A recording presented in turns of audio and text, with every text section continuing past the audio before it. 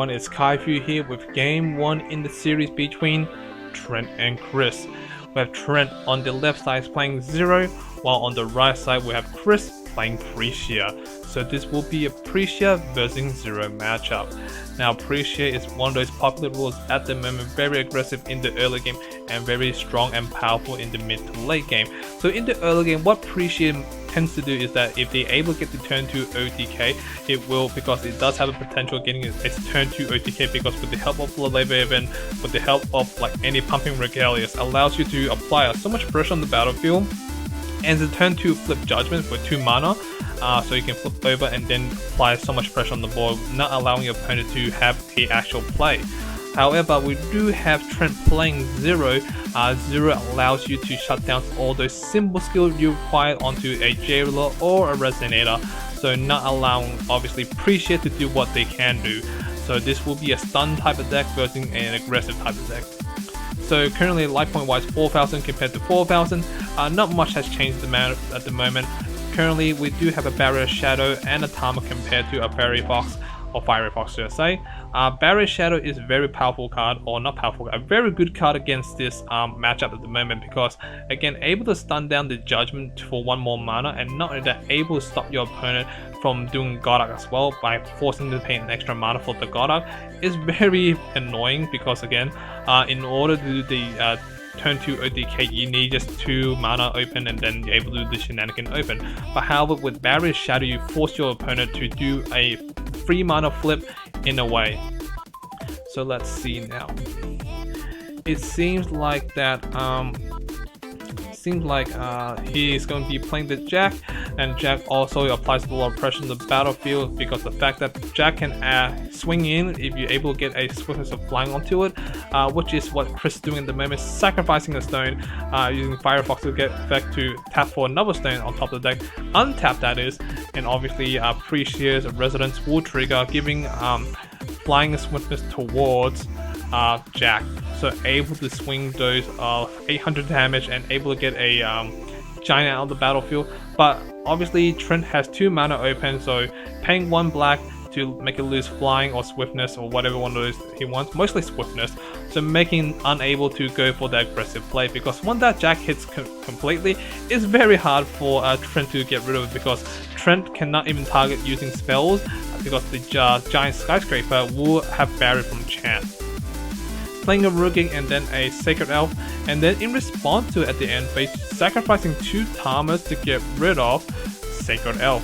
I'm not quite sure about this trade-off, because you are sacrificing 2 cards for 1 card, and I don't think it's really worth it in the end, because again he is only mana ramping, it's not doing too much and not a lot of stuff. But again, I can see why you got rid of it in a way, because again Trent doesn't want those mana ramp on the battlefield. The more mana that Chris has, the not best situation that that will put Trent in, if that makes sense. I think that the name mixed up. Trent and Chris and Trent. Whatever. So yeah, let's see now. He played a Tsukuyomi now. Very interesting play. Unless he drew that from Tsukuyomi from the draw phase, then there was no reason for Trent to sacrifice those 2 Tamas for against Sacred Elf, because Tsukuyomi shuts down Sacred Elf from tapping ability, because he shuts down any resident that has an active ability. So obviously Sacred Elf is considered an active ability because you're using it as an act, you're not using it as a going to chase and so on. So Firefox is shut down, and so does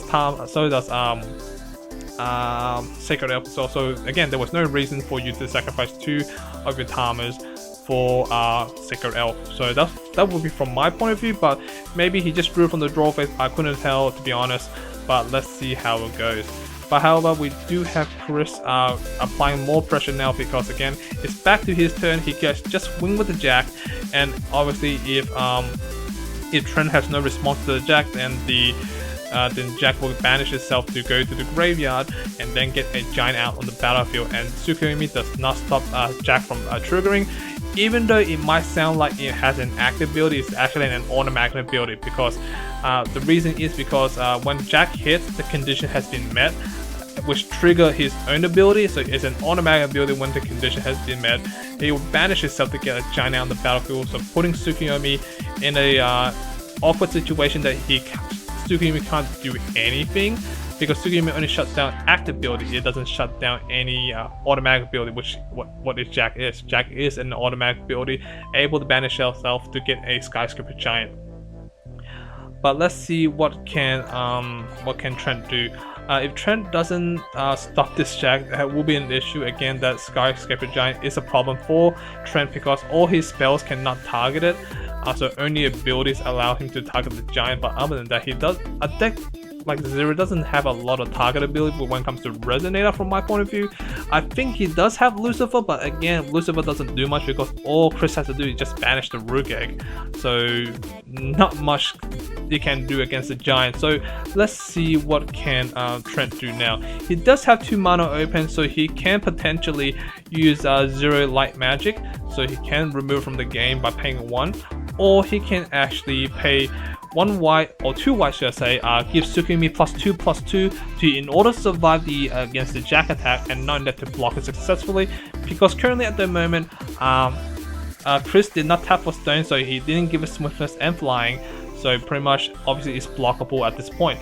So which leads back to my previous play that I mentioned before. There was no reason for you to sacrifice 2 Tama against it, because now if you sacrifice 2 Tama, now you have less blocker and less aggressive card to play with. Now you could have blocked the Tama without need to worry too much, because again, Pricia doesn't play any removal. Maybe they might play some Lightning Strike, but I completely doubt it at the moment because there is a Jack build, so the Jack build doesn't really play any interactive type of cards. So paying 1 white to give Tsugumi +1/+1, so currently it's 6/8, but still will die from Jack because Jack is 800 attack, 800 defense. But paying 1 more white to give it +1/+1, so it's a 7/9. So at the moment, Chris is going very aggressive now because he said, you know what, you're completely tapped out, you cannot slow my J rule now. I'm going to do Judgment, putting a stone back to the bottom of the deck and get another stone. And he will fulfill the condition of Goddard because as soon as he declares an attack, he spins another card back to the bottom of the deck, which is his stone, most likely, and get another stone out. Then he will have free resource open to Goddard because again, Barrier Shadow stuns the Regalius, Goddard, and Judgment by 1 extra mana. But however, since he has free wheels open, he able to Goddard that easily and so on. Declaring an attack right away, spinning another stone back to the bottom and getting another stone in play. Again, with free stone open, he will fulfill the condition and able to allow him to Goddard with free mana. And there we go, deciding to Goddard at the moment. He should be tapping the other stone, but it seems that he forgot about it, and it seems that Trent also forgot about the Barrier Shadow. Goddarding force your opponent to pay 1 more resource. Now, usually it will matter, but at this point in time it doesn't matter at all because he does have the free resource open. But however, you obviously need to pay attention to your opponent's card and pay attention to your own card, what it does as well, because if your opponent is playing 1 less mana and so on for the Goddard, it might cause you to lose the game. Spinning a Resident on the back to the bottom of the deck and getting a Giant on top of the deck. Wow, that is one of those luckiest type of lucky you can get with Pricia out of nowhere. And now that Giant has weapons on flying as well and attacking directly for game. Oh wow, that was an interesting game 1. So thank you for watching, thank you guys, hope you guys enjoyed it. Please stay tuned for game 2.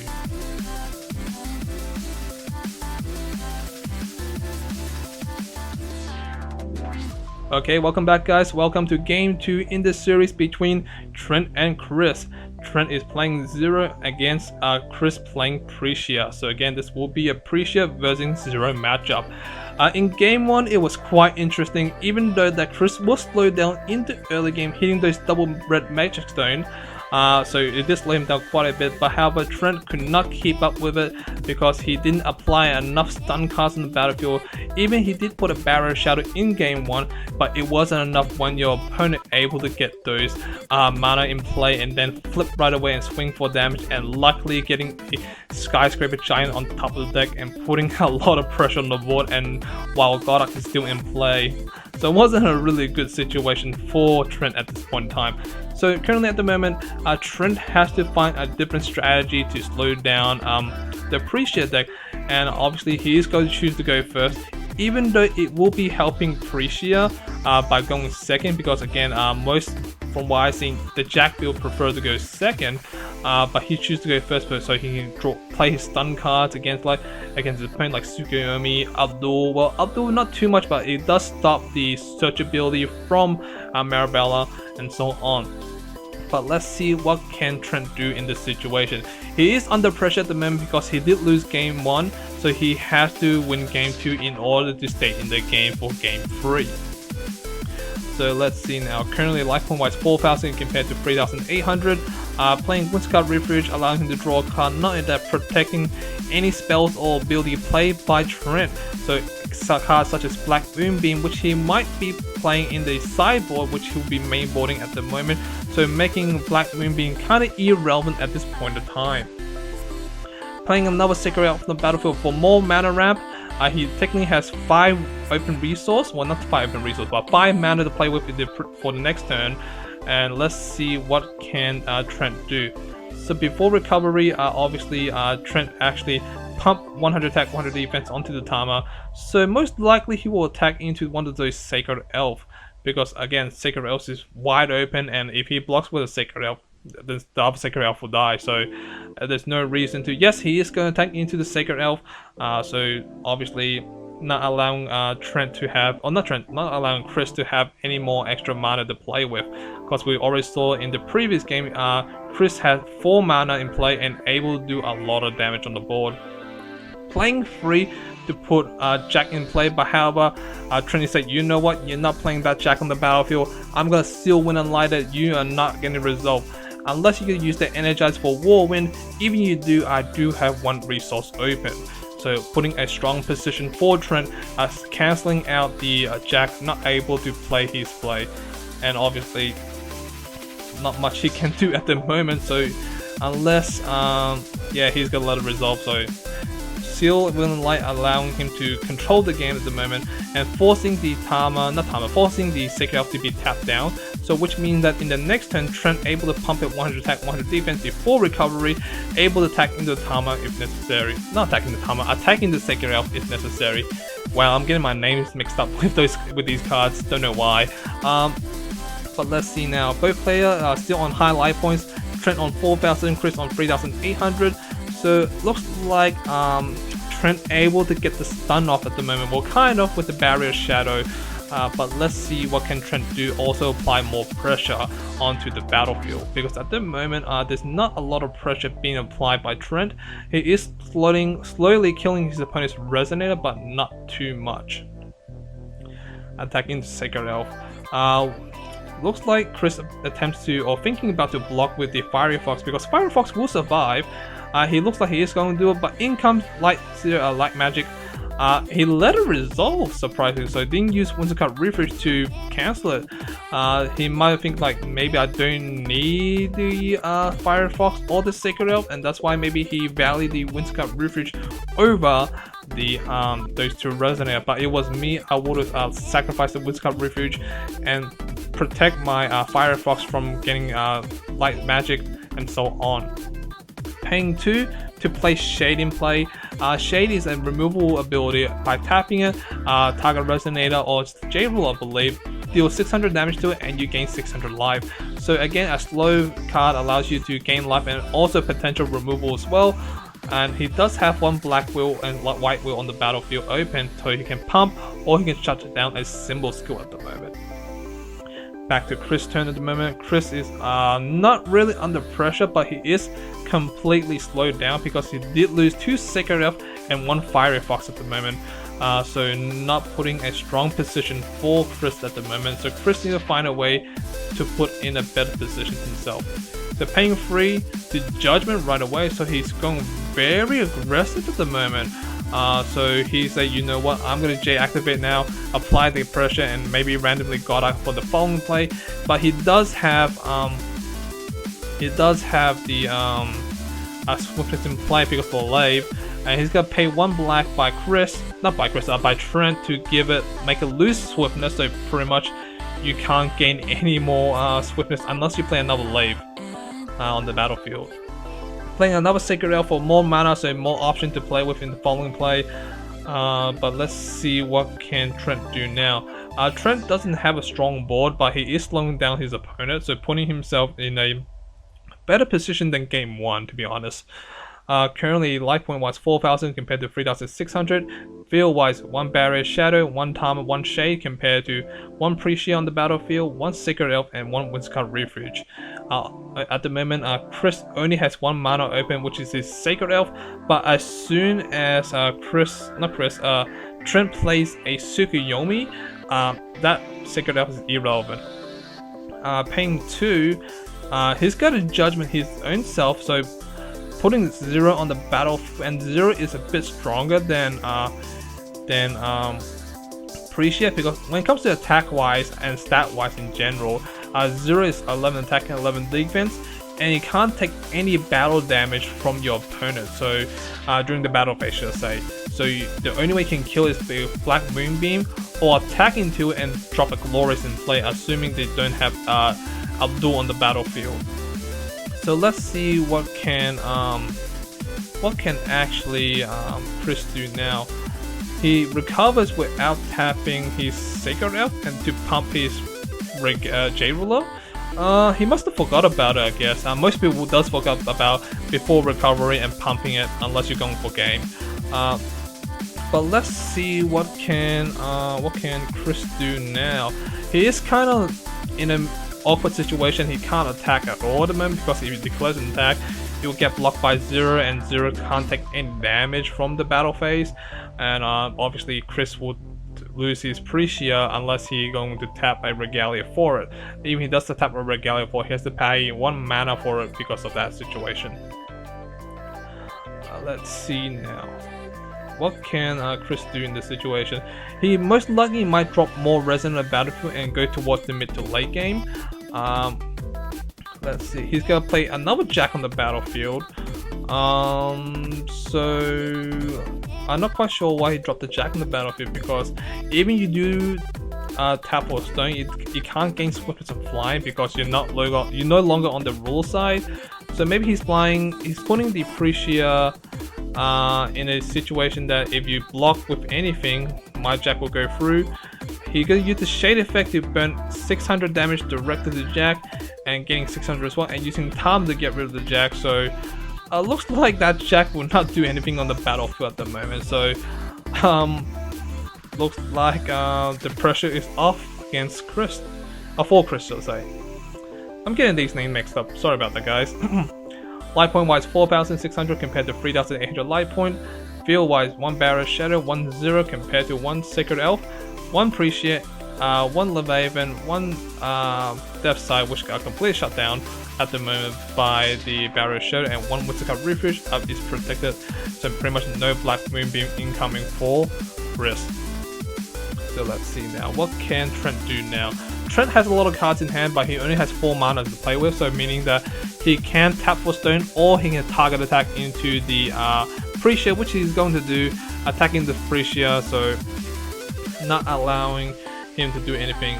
So he's going to pay 1 mana to give use the Regalia effect to pump +2/+2 onto the Pricia, but however 0 light magic came to play, but I think it was a miscommunication.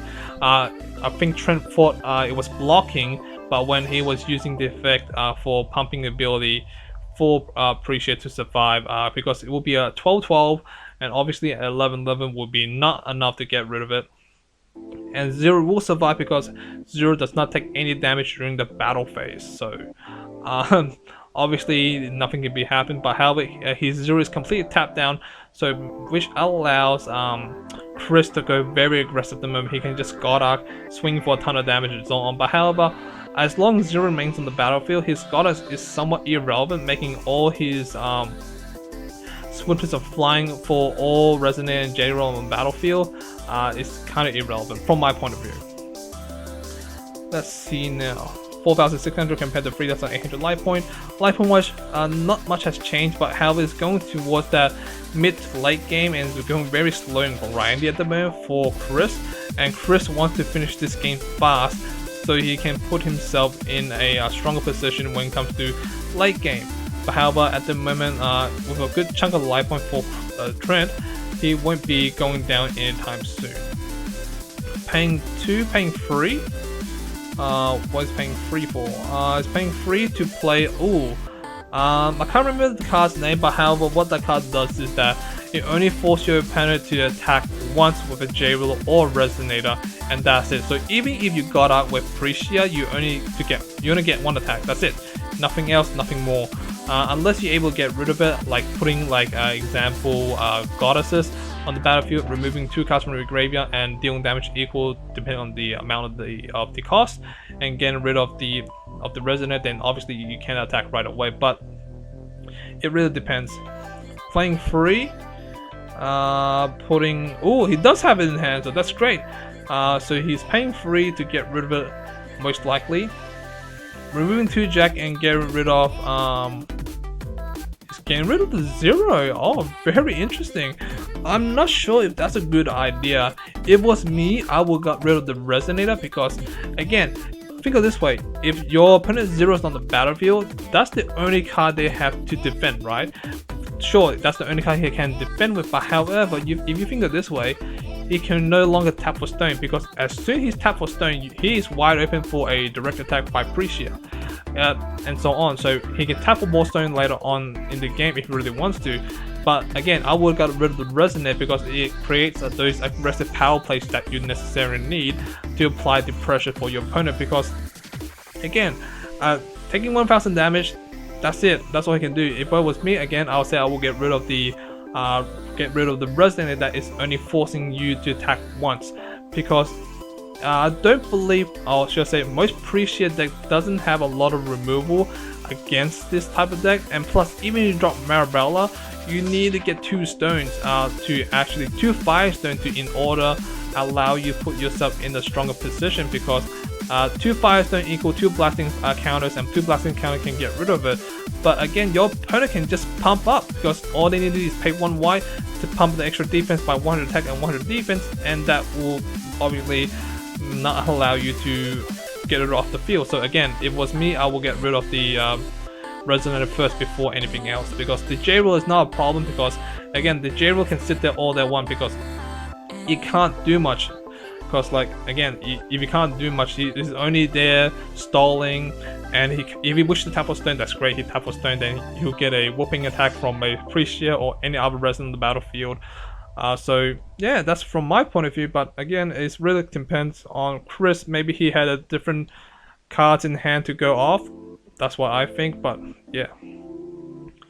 So let's see, playing Root Egg now. However, we do have Chris to slowly think about this first, because he doesn't have a lot of way to get rid of the Resonate unless he's searching for another one with the Root Egg, but he doesn't have it. He's searched for the Fiery Fox, so it indicates to Trent that saying that, well, you only have 1 of these goddesses in the main board, so I don't need to worry about a second one. Because again, if it was me, I would search for the goddesses if I have a second one in the deck.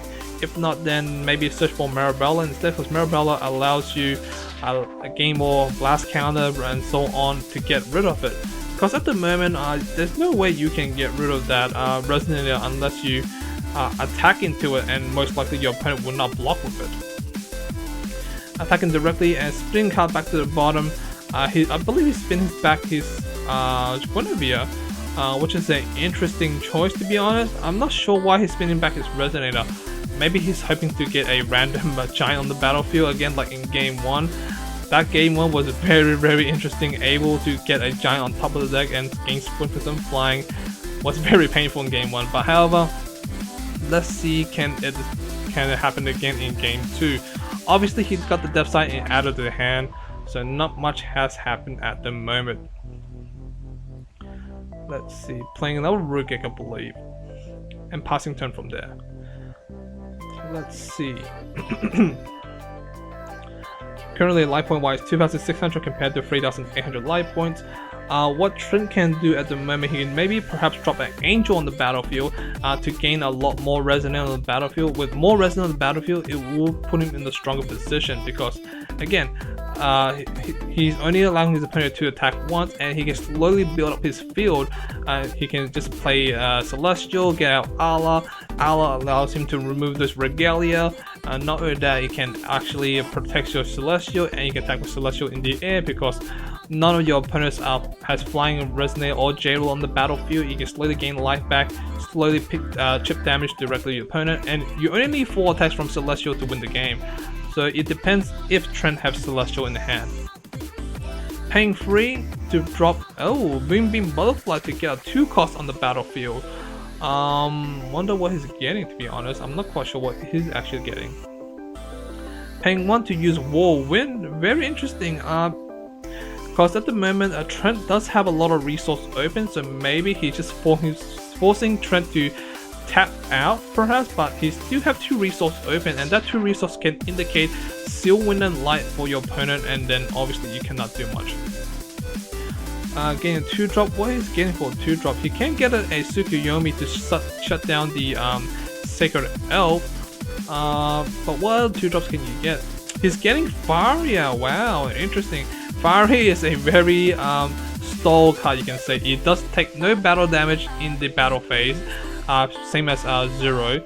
Not only that, you can pay 2 white to cancel any spells or build that is targeting it. So kind of annoying because you only get 1 battle phase, and obviously the Fire is in play to block any attack, and it takes no battle damage. So putting a soft lockdown at the moment, not allowing the battle phase to go into Chris' favor unless Chris can somehow remove the whole entire battlefield really easily. Let's see, paying 1. Paying 1, yes. Paying 1, 2, 3. Looks like he could be dropping a couple of cost Resonator, like a 4-cost Resonator. Dropping a Marabella. Marabella would trigger, would allow him to search for a Magic Stone, a basic Magic Stone should I say, and put on the battlefield untapped so you can get those freeze counter and blast counter. And wait, did he actually forgot to search for a Magic Stone? I think he actually forgot to search for a Magic Stone. For those who don't know, Marabella, when it comes to play, you can search your deck for a basic Magic Stone. I don't think you can use a compulsory, you must search for a basic Magic Stone. So at the moment, obviously Chris has mistriggered his Marabella, so he didn't get disable search. So now a judge gonna get called now at the moment to rule this out for these 2 players, and seeing if the judge allows the search to resolve or not to resolve. Again, he did a mistrigger, so at this point in time, it's completely up to the judge, and I don't know what's gonna happen. So if he only gets a warning, then obviously he gets the search off. But however, it's very difficult to say because it is a high level event, level 3 event, which is a national event. So pretty much if you did any misplay or any mistrigger, again, anything can punish you from there. So you have to see and wait. So let's see now. I believe that they go be looking at the cards and so on and see how they can rule it. And I believe Chris is trying to say that it's a mandatory effect and I have to fulfill the conditions and so on, but it depends what the judge has to say for this upcoming event and so on. So I think what the judge is saying at the moment is saying that he'll rule it as that even though it's a compulsory or a mandatory effect, you tap the Pricia right away for a Magic Stone. So he'll be assuming that you will miss trigger or miss target or search a target for the Marabella from there. So again, it's up to the judge's decision from there. So obviously he cannot get the search off from the Marabella, so only allow him to get a basic magic, not allow him getting a basic Magic Stone. Tapping for a stone, getting a Memoria, able to get to his 2 breeze counters, and hopefully he doesn't mistrigger again in the following play, because if he mistrigger it will cause a lot of problem. I'm pretty sure these 2 players could be nervous because of the fact that it is a big event, and maybe he's saying that I don't need to worry about it too much, but it depends. Let's see, looks like he's passing turn at the moment. Now if he able to get those blast counter, he can get rid of like cards off the battlefield really easily, but again, Trent has 2 open resources, so even if he has enough counters in play, he can Trent can pump his Resonate in response to the burn damage from Marabella. So unless unless Chris is going to do a follow play by the next turn, tap for another stone, assuming he got the search off and able to get free blast count and shoot off the resonator off the battlefield. That will be ideal play, but again, missed triggers and misplay will happen, so you have to be very careful in a situation like this. So currently life point wise, 2,600 compared to 3,000 life point. Not much has changed at the moment. Tap for another stone. Triggering residence for the shade. Did he search for the shade last turn? I think he did. Wasn't paying attention too much. Playing Bo, getting 2 counters, so more defensive cards, more annoying cards to slow the game down. So not allowing Chris to do much at the moment, because he can attack all he wants as long that Fiery and the other resident is in play. I can't remember. I think Order something that was called. It's pretty much a soft lockdown. You cannot attack more than that unless you can nuke the field. And then playing a Tsukuyomi in play, stunning down the residents on stunning down the active ability from Marabella, and he's using Whirlwind randomly. I'm not saying it's too random, but your opponent has a lot of open resource, the Whirlwind, so it's not as effective. So again, I'm assuming he wants to tap out his opponent and has a follow play next turn. That's my assumption. Paying 2 black to put Shade on the battlefield, and again, Shade has the ability to tap itself to do 600 damage and heal 600 life. So again, another type of card to able to slow the game down to Trent's favor. By this look of time, I don't think Chris can do much on the moment unless he drop another of the goddesses to get rid of one of those resonators, because again, there's no way you can do much in this situation. So let's see now. Currently, what can Chris do is that Chris is going to be playing a Guinevere, but I don't see the point of dropping Guinevere on the battlefield. Maybe for blocking purposes, because Tsukuyomi is in play, so you can't really do anything at the moment, to be honest. Cause you can get more breeze count and blast count for later on if you're able to get rid of Tsukuyomi or get rid of the annoying resonator only allows you to attack once. Other than that, there's not a lot of ways for you to get rid of the situation. Currently, field wise, we have 1 Guinevere, 1 Rook Egg, 1 Pricia, 1 Goddesses, 1 Marabella, 1 Sacred Elf, 1 Whiskered Refuge, 2 Depth Sight, and 1 Lave, compared to 1 Barrier Shadow, 1 Bow. Can't remember the resident names again. That Order, I think Order Attack, I don't know what it's called. 1 Fiery, 1 Tsukuyomi, and 1 Shade. So looks like the favor is going towards Trent now, because he's able to slow the game down to his favor. So very heavy impact control now. So again, it's a soft lockdown at the moment, because with the with the Fire in play and the Order in play, you only can attack once, and obviously Fire can block anything and take no battle damage, and your opponent cannot do much. So slowly, Trent is going to build a strong field, dropping those Angel and then fly above your opponent to obviously do a lot of damage, and you can't not do anything against that. Let's see now, what can Chris do now? My only solution is that Chris able to pay 7 cost to drop a giant and attack into Tsukuyomi, or somehow get rid of Tsukuyomi and then nuke the field. That's my only assumption he can do at the moment. Let's see now. We're already at the 34-minute mark now almost, so let's see what can Trent do now to speed this game up to his favor, because he is already in a strong position at the moment with 2, 4, 6, 8 mana open, a soft lockdown with the Fiery and the other Resonator, attacking directly for 600 damage, and surprisingly, I don't think he blocked. Is he taking 600 yet? So before 600 goes through, he's gonna pay 1 to do extra 100 damage to put Chris down to 3,100 life point, compared to Trent's 2,600. So again, field wise, a soft lockdown for Chris. So again, unless Chris can get rid of that battlefield or get rid of his opponent's field, there is not a lot of thing he can do at the moment. Playing another Fire, so it's double blocker, so you can attack with it and so on. So making life a lot harder for Chris. to do anything. So Chris has a couple options to do. So either he's able to get the giant off, or he has to pass, paying 6 mana. And oh wait, tapping for Sacred Elf. In comes the Silver and Light. Now, at this point in time, you cannot even use Sacred Elf because Tsukuyomi is in play, and with Tsukuyomi in play, you cannot summon the giant, and not in the heap. Also miss trigger with the Residence for Marabella. You should have done it as soon as Stone comes to play. Again, if the player able to catch it, say that, you know what, I'm gonna screw you over because you miss trigger and you get another warning, then you're in a lot of trouble. But that's the game, guys. Looks like Chris scripted it up. He can't do much at this time, so he's gonna place his bet on game 3. So let's go to game 3, guys.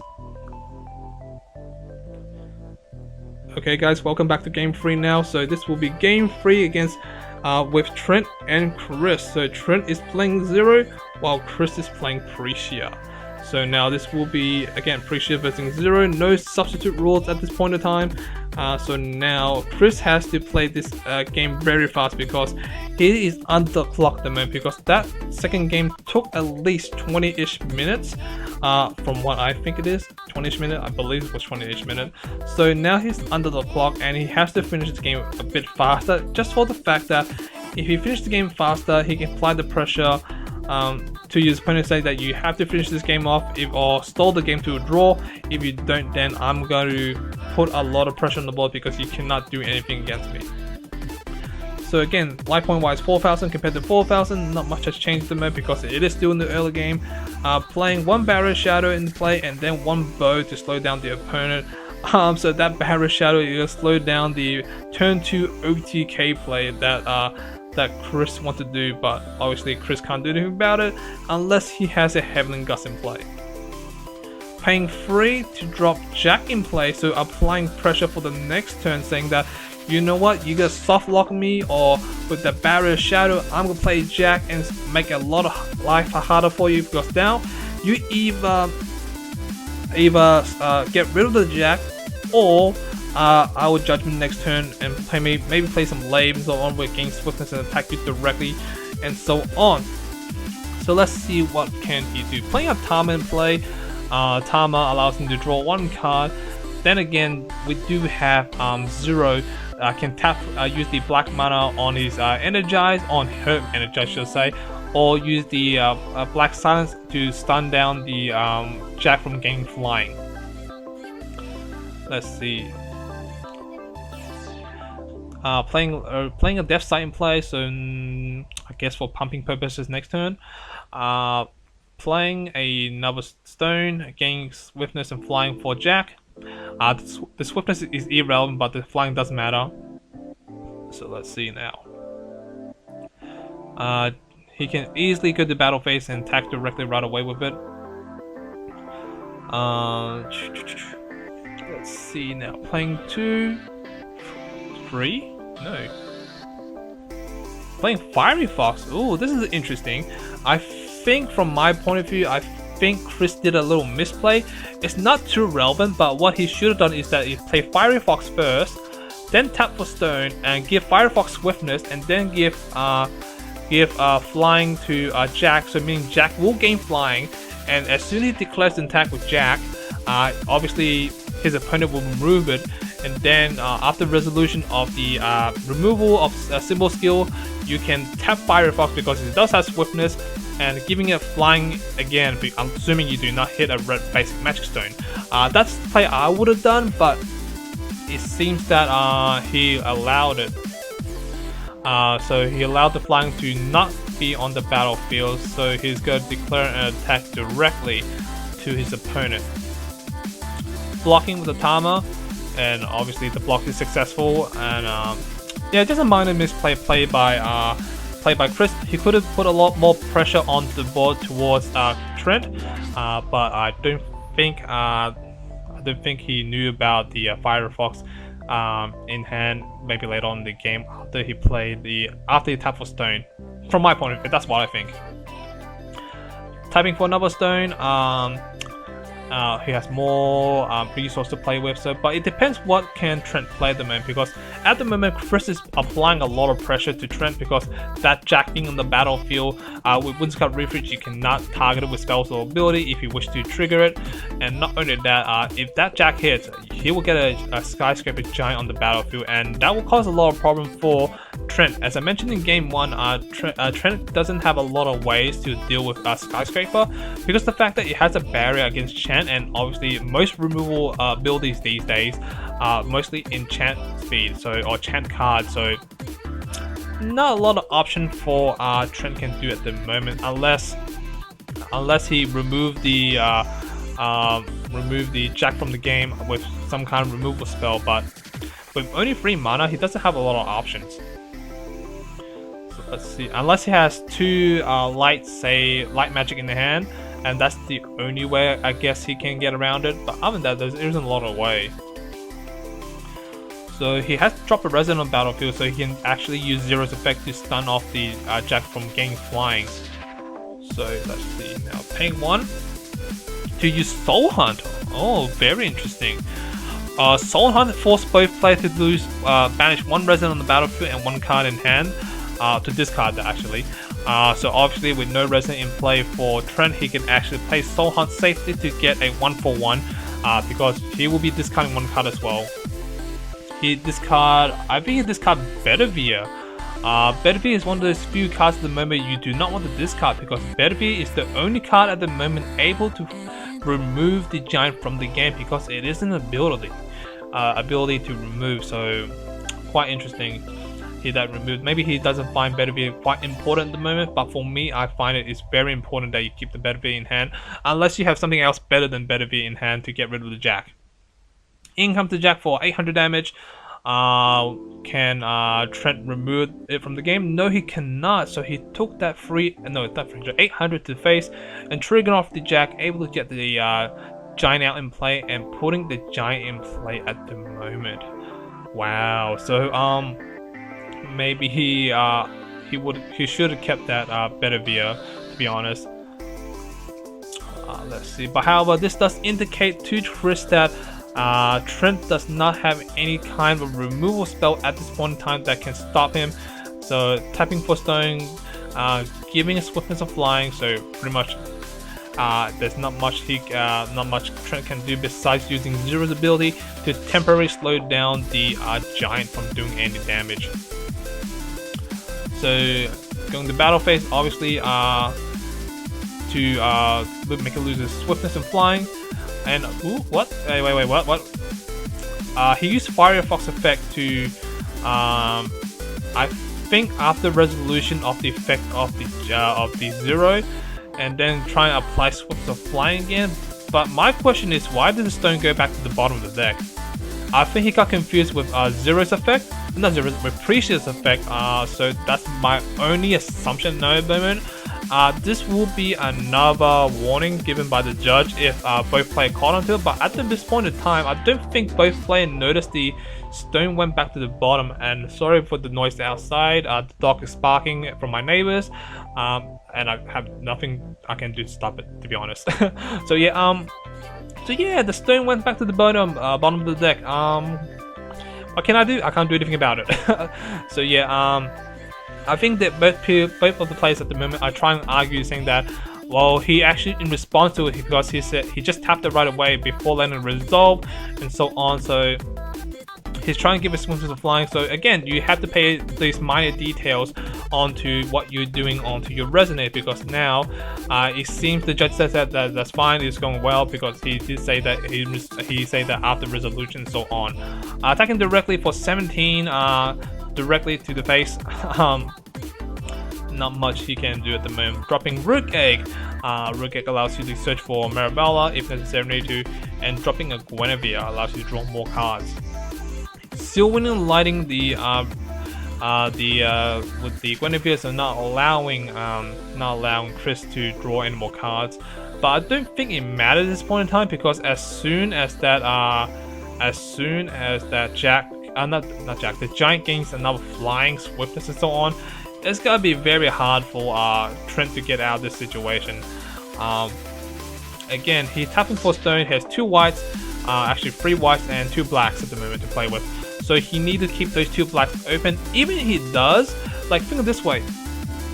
Chris has 1 Firefox, an option tap for stone, and a Windscarf Refuge. So this is pretty much the game, guys.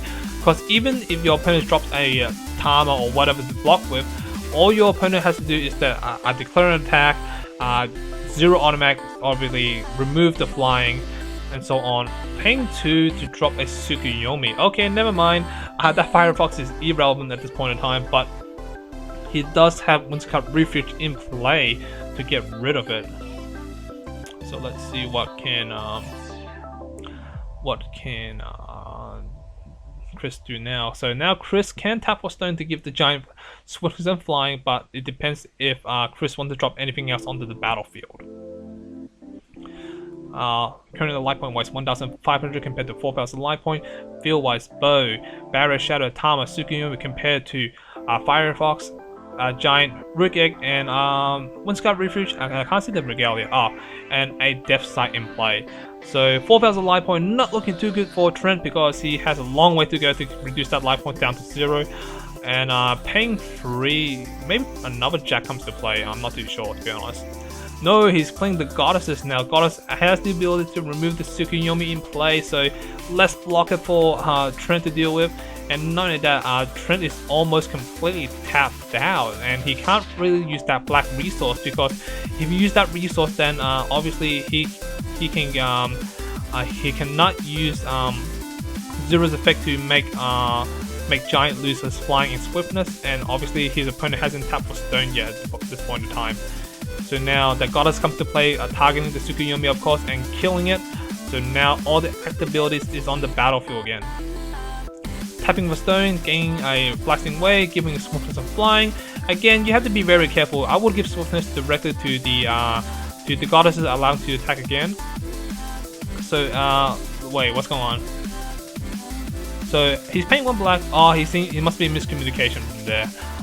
So paying 1 black during the declaration attack, making it lose swiftness. Losing flying. So now he obviously after the resolution of 0, Chris has the opportunity to use Firefox effect to get rid of it, to sacrifice a stone, put it to the graveyard, and gain another stone. Assuming it's not a red basic magic stone, you can give a flying once more. But I think Chris was playing a bit risky, or maybe he forgot about his Windscarf Refuge, because he can use the Windscarf Refuge to remove or cancel the ability that's targeted to his giant. So he could have done it that way to make life a lot easier for him, and less risky as well, assuming you do not get the red basic magic stone, because the red basic magic stone means nothing to you. You want the green magic stone, and there is 2 more red basic magic stone in the deck.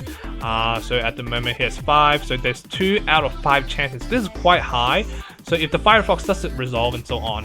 And at the moment I think both players are discussing how the interaction works once the priority has been passed back to the player, the turn player, and the 0 effect has resolved. Does he get a chance to use the Firefox effect? And yes, he does able to use it, because before blocking phase he still has 1 more priority to use the Firefox effect to banish a stone and obviously gain another stone and give it swiftness flying, assuming you do. But again, to make life a lot easier for everyone, he could have done the Windscarf Refuge to cancel the ability to from 0, but I think and I believe Chris actually forgot about his Windscarf Refuge. The Windscarf Refuge was played there to just draw a card, and forgot about the effect from cancelling from ability. Maybe he assumed that it cancels spells, but it also cancels spells and ability. If I remember correctly, it should be cancel spells and ability. If I'm wrong, then I'm being embarrassed on the internet. So let's see. So they're still discussing at the moment. So at this point in time, the game is completely sealed by Chris, because obviously he has 2 options before the 0 resolve. He can use Windscarf Refuge to cancel the ability, or he has Firefox effect to banish a stone to hopefully get a special magic stone, which is anything besides a basic magic stone, because basic magic stone giving swiftness is irrelevant at this point in time. So let's see now. Will he get the stone he needs? That's my key question. So let's see now. Looks like he does get the resolve, banish a stone. Obviously, tell him to sacrifice a stone first. Obviously, this will not change a thing, even he gets a warning out of this. Drawing a card, and that's the game, guys. So thank you for watching. Thank you, guys. Hope you guys enjoyed it. Please stay tuned for round 2.